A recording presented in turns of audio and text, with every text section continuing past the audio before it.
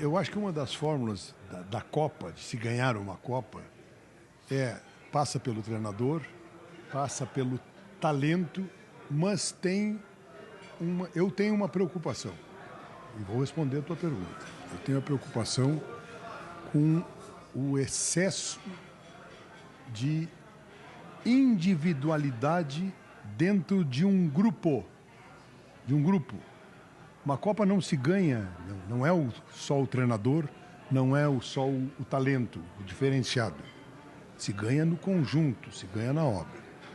E uma Copa se perde também quando a individualidade vem à frente do coletivo. Eu tenho muito receio do protagonismo do Neymar. Muito receio. O Neymar é um ídolo brasileiro, é um ídolo de todos nós, é um jogador diferenciado. Pipe e Rafa gostam porque estão nos assistindo. Estão nos assistindo, já recebemos a mensagem. Oi, Pipe, Rafa, Zé, a turma toda está lá. Todo mundo, beijo, vocês, Pipe, Rafa, Marina. O Neymar é um ídolo, é uma referência, mas o Neymar tem um contexto de individualidade que me preocupa.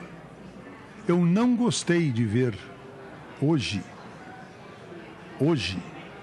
nos jornais e na imprensa do mundo inteiro, uma foto do Neymar ontem em Nova York com um relógio de 1 milhão que ele comprou ou ganhou de presente. Não faz diferença. Eu desconfio que tenha sido. Eu desconfio que eu não gostei presente. de ver isso. Eu não gostei de ver isso. Não porque o Neymar não mereça ter, ele tem recursos para comprar relógio do tamanho que ele quiser. É desvio de foco? É desvio de foco. Ontem era um dia que na folga, antes de ontem, os jogadores, a meu ver, tinham que estar entre eles, as suas famílias, se olhando, dizendo, olha que momento importante, que momento relevante nós temos pela frente. Não ganhamos nada ainda. Tem um jogo agora, amanhã, que é um jogo, é o primeiro quente, é o primeiro mata-mata. Eu não gostei de ver isso. Me fez mal ver isso. Para contextualizar, na então, folga, ele comprou uma Copa tem uma forma para ganhar, mas tem os elementos paralelos que podem nos derrubar. Eu espero que isso não tenha acontecido, mas eu não gostei. Eu não gostei. Só para contextualizar. Então eu te respondo assim. Não gostei. Eu não gostei e quero te dizer uma coisa. Pelo pequena amostra que nós já tivemos. O Neymar entrou no jogo ali, entrou para fazer uma figuração e tal.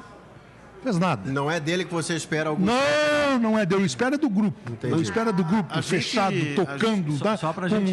Eu espero dele. Não é do Neymar que eu estou esperando. Acho que meus netos vão me apedrejar, mas essa foto que o presidente está referindo é que na folga ele foi comprar um relógio de $1 milhão. Ele comprou o relógio de $1 milhão e mostrou e fez essa foto. Esse presente, para mim, é o grande defeito do Neymar. É a cultura da ostentação. Ele ostenta sempre. Eu lembro de uma vez que ele fez uma festa com uma champanhe de $4 mil, sei lá, e aí deu banho nos amigos, em cascata. O problema é que ele tem uma cultura da ostentação. Mas o que me deixa ele não consegue controlar. O que me deixa tranquilo, é o Ancelotti. O Ancelotti, ele controla muito bem o ambiente. Ele é muito bom nisso. Em a entrevista coletiva, vocês acompanharam, até o Diogo estava falando comigo sobre a forma como ele levou a coletiva, que foi assim na resenha, né? Não deu escalação, e eu acho que esse tipo de coisa ele controla muito bem. Ele, pelo menos até agora, o fator Neymar, ele conseguiu controlar muito bem. Talvez a minha esperança esteja aí também. E eu quero estar enganado, viu, Vaguinho? Eu quero estar enganado. Eu espero não precisar, mas se precisar entrar o Neymar e resolver um jogo e classificar o Brasil, eu vou adorar, eu vou achar maravilhoso, eu vou vibrar. Eu apurei que Pipe e Rafa amam o Neymar. Então, as crianças do Brasil as crianças amam o Neymar. A figurinha do Neymar vale não sei quanto na Legend. Kelly, a gente debateu isso hoje em relação, Cezinha, no programa, a Cristiano Ronaldo e Messi. A diferença de um e outro. Presidente, eu passei ali os 10 dias em Dallas seguindo a Argentina. E é impressionante como o Scaloni transforma a seleção no ambiente do Messi e como o Messi faz questão de se posicionar como mais um, embora ele não seja mais um. Eu gosto de estar aqui com uma banda, isso é uma banda argentina, eu gosto de estar com os muchachos, e eu gosto do mate, é uma família.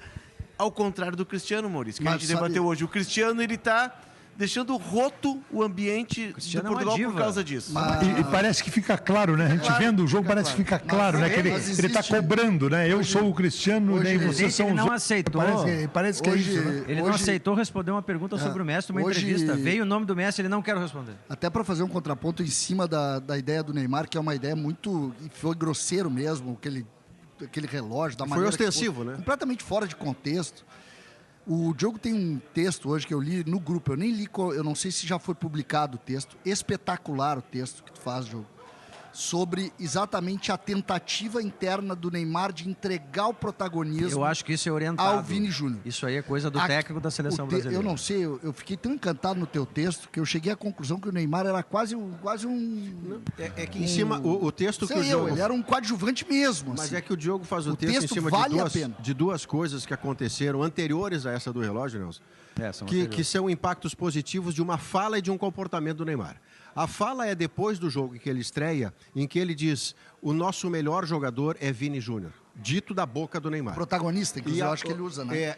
Mas ele deixa claro que o papel não era dele. E o outro é o comportamento que você percebeu na hora da chegada ontem da delegação. A delegação do Brasil está chegando aqui em Houston, e aí tem um monte de gente, o Neymar é muito midiático e tal, né? O sucesso dele. E aí ele sai e atende torcedores muito rapidamente. E ele sai. E aí logo depois vem Vini Júnior, ele fica um tempão, e aí vira uma loucura o Vini Júnior.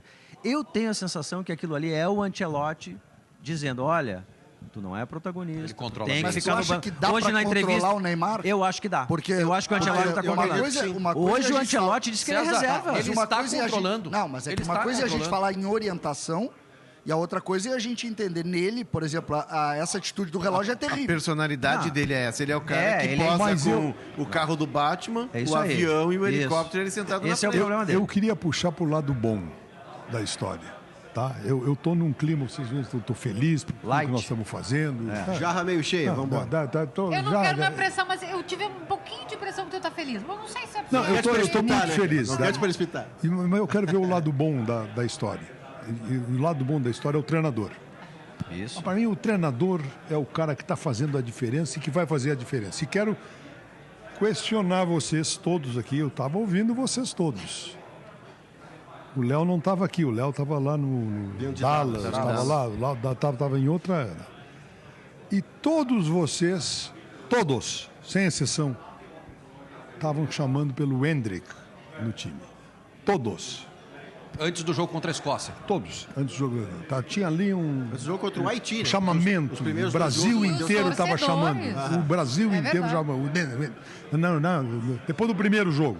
Foi o primeiro jogo que nós fomos mal. Isso. Fomos mal, né? Todo mundo já. O cara segurou. O cara segurou. E aí veio o segundo jogo e o cara segurou. E o cara, numa entrevista coletiva, ele botou o Hendrick no lugar que o Hendrick tem que estar. É um menino, tem 19 anos e tem uma jornada pela frente. Ele poderá entrar.